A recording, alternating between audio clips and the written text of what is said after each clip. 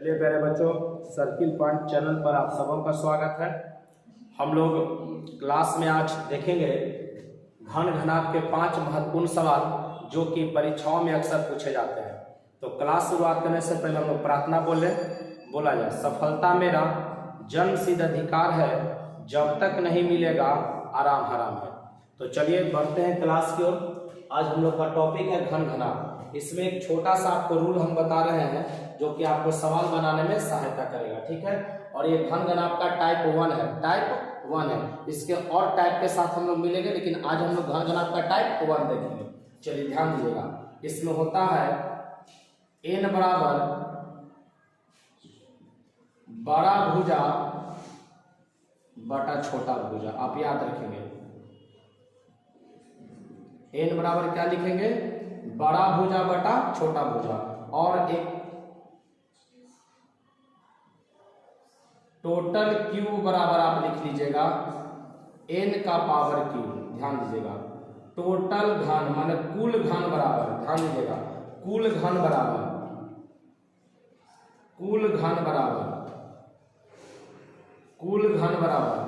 n का power Q देखते हैं। n बराबर लिखेंगे बड़ा भुजा बटा छोटा भुजा और टोटल क्यू बराबर n का पावर क्यू करेंगे। और इसी दो मतलब फार्मूला से आप पूरा ये टाइप 1 जो है हम लोग का बन जाएगा, ठीक है। किसी भी प्रकार का वो सवाल पूछे बन जाएगा, ठीक। चलिए इसको आप लोग नोट करें आगे।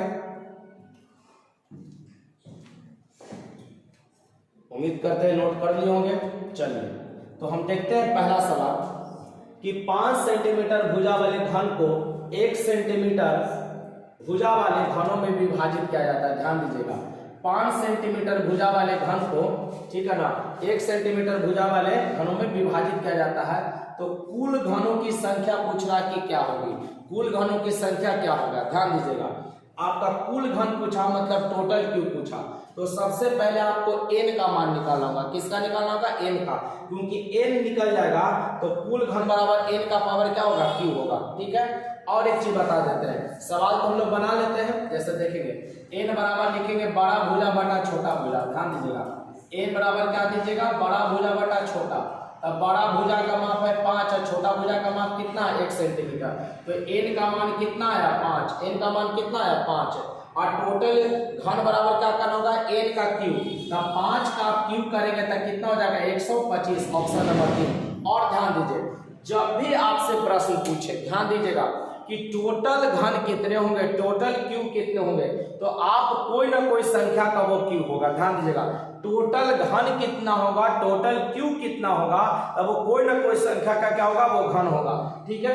तो 115, 110 और 50 इसी संख्या का घन नहीं था, आप डायरेक्ट इसका आंसर मार सकते हैं 125। हाँ, नॉन ऑफ दीज रहता तो हमको चेक करना होता है। या कब चेक करते हैं, जब कोई दो संख्या रहता है, जैसे मान लीजिए 216 रहता, 64 रहता, तो हम देख सकते थे निकालकर। लेकिन कभी भी ध्यान दीजिएगा कि ऑप्शन है जो सिर्फ एक ही घन है, ठीक है, कोई और नहीं है, तो आंसर वही होगा। क्योंकि जब भी क्यू निकलेगा तो कोई ना कोई संख्या का वो क्या होगा, घन होगा। चाहे वो 2 का रहे, 4 का रहे, 5 का रहे, 6 का रहे, 7 का रहे, जिसका रहेगा वो क्या रहेगा, घन रहेगा।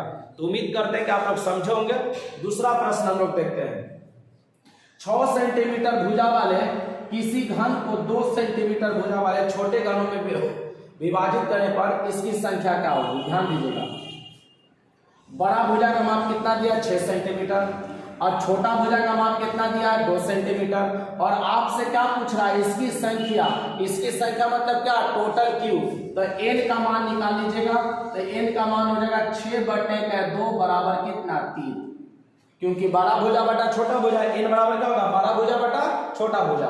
तो 6 हो गया बड़ा, 2 हो गया छोटा।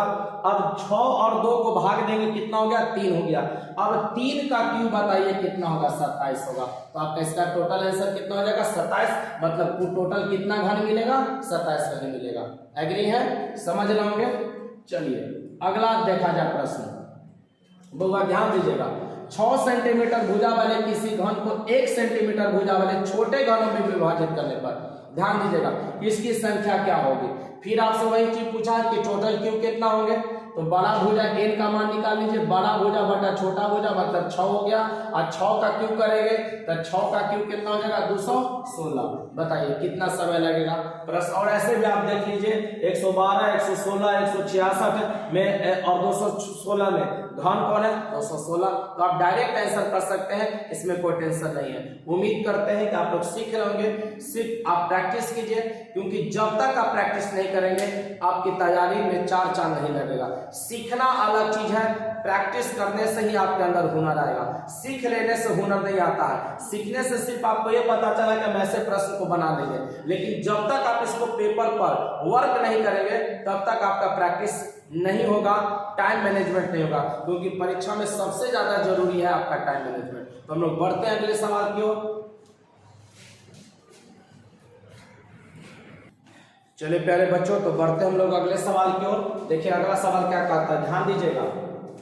एक बड़े ठोस घन को 216 भागों में काटा गया। ध्यान दीजिएगा, बड़े ठोस घन को कितना भागों में काटा गया है 216 भागों में काटा गया है।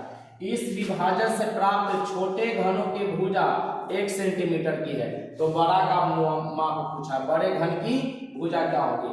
तो आपको अभी मैंने बताया था n बराबर बड़ा भुजा बटा छोटा भुजा, क्या याद है, बड़ा भुजा बटा छोटा भुजा। अब बताइएगा कि यहाँ पर n का मान कितना होगा, तो 216 है टोटल, तो 216 किसका क्यूब है 6 का, तो n का मान कितना 6 हो जाएगा। फिर से ध्यान दीजिएगा, टोटल घन यहाँ पर कितना दिया 216 दिया, तो 216 किस संख्या का घन है 6 का घन है, तो n का मान कितना 6, और नहीं तो इसका क्यूब रूट निकाल लीजिए, तो 216 का क्यूब रूट निकालेंगे तो कितना हो जाएगा 6 हो जाएगा। तो n की जगह पर कितना देंगे 6 दीजिएगा। बड़ा भुजा आपको निकालना है तो बड़ा को छोड़ दीजिए, और छोटा का माप कितना दिया है 1, छोटा का माप कितना दिया है 1, तो बड़ा बराबर क्या हो जाएगा आप ही बताइए। बड़ा भुजा बराबर 6 गुना 1 बराबर कितना 6 सेंटीमीटर, ऑप्शन नंबर 4 हो गया। उसी क्वेश्चन को पलट दिया था, मतलब इसी फॉर्मूला से आपका बन जाएगा n बराबर बड़ा भुजा बटा छोटा भुजा। n का मान 6 कहां से आएगा, तो टोटल घन कितना दिया 216, 216 किसका क्यूब होगा तो 6 का होगा, तो n का मान 6 बड़ा बटा 1, 1 इसलिए दे क्योंकि छोटा का मान 1 सेंटीमीटर है, तो बड़ा के लिए क्या हो जाएगा क्रॉस मल्टीप्लाई हो जाएगा, तो 6 और 1 मल्टीप्लाई कर दीजिए कितना हो जाएगा 6 हो जाएगा। चलिए आगे बढ़ते हैं। अगला प्रश्न, एक बड़े ठोस घन को 3 सेंटीमीटर भुजा वाले छोटे घनों में विभाजित किया गया। मैंने छोटा का माप कितना दिया ध्यान दीजिएगा 3 सेंटीमीटर, छोटा का माप कितना 3 सेंटीमीटर, और टोटल कितना दिया 125, टोटल कितना दिया 125, और आपसे पूछ रहा कि बड़े घन की भुजा की लंबाई क्या होगी, तो फिर आपको क्या लेना होगा n बराबर बड़ा भुजा बटा छोटा भुजा, बड़ा भुजा बटा छोटा भुजा। तो n का मान कितना हो जाएगा 5, कैसे 5 होगा जो एक बार समझ लीजिए, 125 का 125 किसका क्यू है, तब 5 का क्यू है, सभी बच्चे जानते होंगे। कंपटीशन की तैयारी कर रहे थे, इतना तो कम से कम आपको जानना पड़ेगा।